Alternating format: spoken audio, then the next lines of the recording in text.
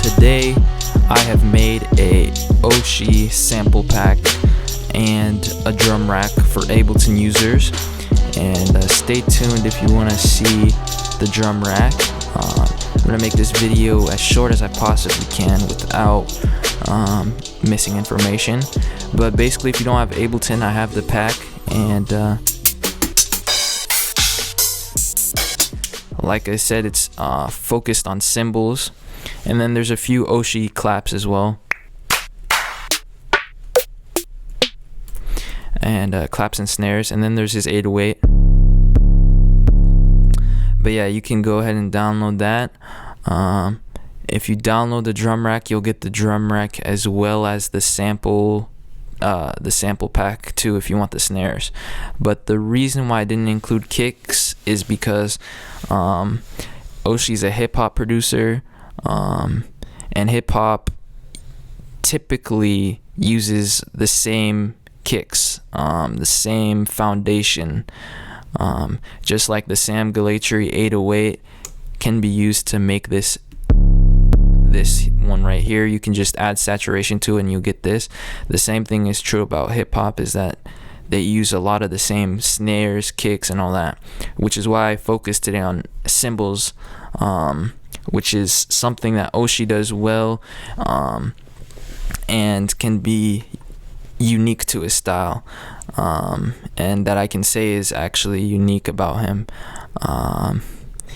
And basically with the drum rack, what I did is I saw this video about how to create realistic drums by this guy named Slink on YouTube. I found it on Reddit, and basically what I did is all of these have 8 different samples in each one, and it'll play a random one through the randomizer, and some of these have the same sample because it's electronic sounds. They have the same one 8 different times. Others are 8 different velocities, so they're slightly different sounding samples, so it's like an actual drummer kind of. So if I play this, I'm just clicking on it right now, it'll have a different sound to each one. And then there's toms as well, and up here you can have custom ones with your own sounds. You can even put different sounds that are completely different, and it'll randomly play. And I muted them so that you can go ahead and unmute them when you're ready, and you can rename it, or you can even just delete all of the rest of this and then just use these as well. But I also added I added different parameters, as you can tell. There's a high cut, a low cut for each one, and each one of these is different. So if I change the low cut on this and go to a different one, it's going to be different. And again, I believe that was this one, so I have to fix it again. But yeah, I'm gonna go ahead and have a quick demonstration of what I'm talking about. So if you want to get an Oshi sounding style, this is something that I looked up when I was a beginner. I wanted to know so badly how you get those hi-hats to sound like Oshi, like they sound like they're kind of swinging and like sound kind of realistic as well. But how you do it is you get a little bit of swing, you modulate the velocity, which is already done within this, so and then you just play it how you would any other drum.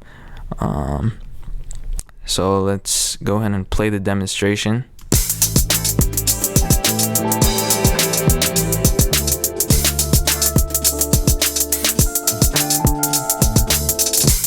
So as you can hear at the end,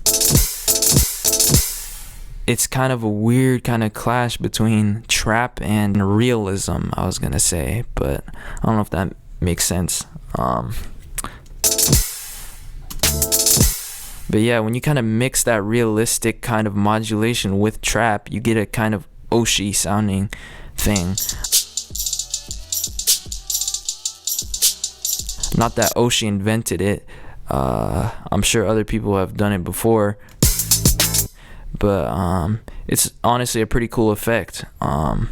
And yeah, so you can go ahead and download this, and as you can tell right here, I'm using the samgulator kick, but you still get an Oshi type sound, which is exactly why I didn't have tons of kicks or tons of different samples that are generic hip-hop samples.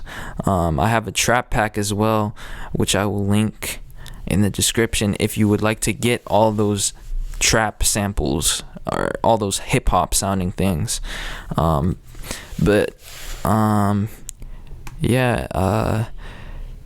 I forgot what I was saying.